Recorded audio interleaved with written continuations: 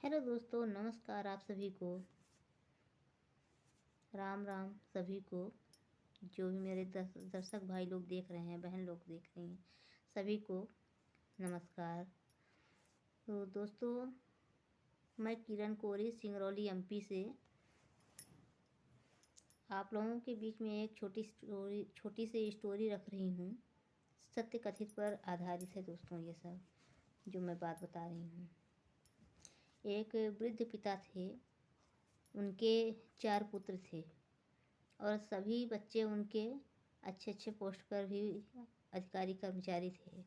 और चारों अपने बीवी बच्चों को लेकर के कोई किसी शहर में, कोई किसी शहर में, अलग अलग शहर पे कमाने खाने के लिए चले गए।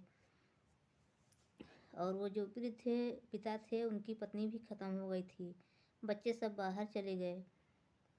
वृद्ध पिता जो थे वो घर में अकेले ही रहते थे। तो उनकी उम्र लगभग 80 साल की थी। जब सभी बेटे कोई त्योहार पर और घर आए तो उनके पिताजी बोले कि बेटा, अब हम बहुत वृद्ध हो गए हैं, हमसे खाना पीना नहीं बनाया जाता है और ना ही अकेले घर में हम रह पाते हैं, मन नहीं लगता है, दिखाई भी नहीं देता है।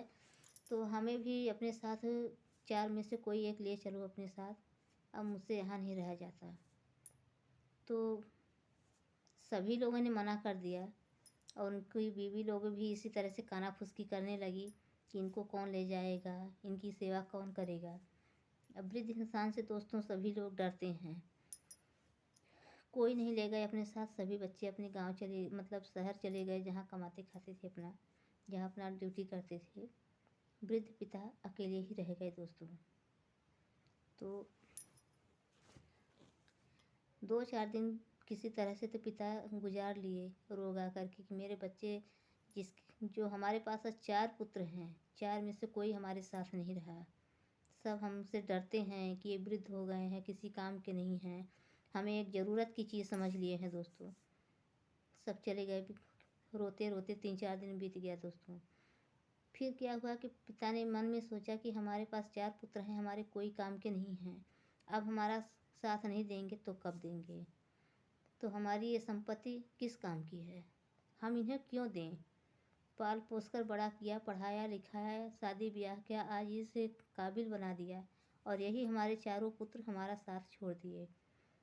तो पिता ने क्या किया दोस्तों कि अपनी 4 करोड़ की संपत्ति, 4 करोड़ की संपत्ति दोस्तों, पिता जो थे वो बेच करके एक मंदिर में चले गए और पैसा भी मंदिर के ही जो पुजारी थे, जो मंदिर का कारोबार संभालते थे, उन्हें दे दिए और मंदिर में ही जाकर रहने लगे, वहीं पूजा करने लगे, भगवान की सेवा करने लगे और वहीं रहने लगे।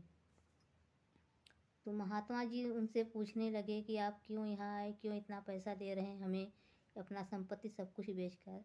तो वो सब महात्मा जी से ये सब बात बताने लगे, बहुत ज़्यादा भावुक हो गए और कहने लगे कि इससे अच्छा संसार में निपुत्री रहो, वो ठीक है।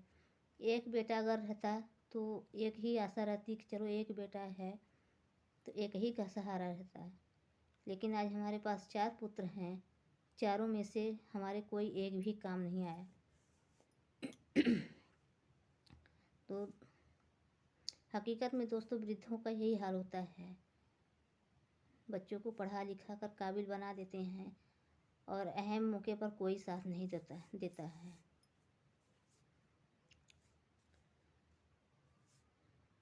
वृद्ध अपने समय पर बिल्कुल ही अकेला होते, जो बहुत ही भाग्यशाली होते हैं कि उनके बेटे बहू उन्हें बिल्कुल मान सम्मान से रखते हैं, उनकी सेवा करते हैं।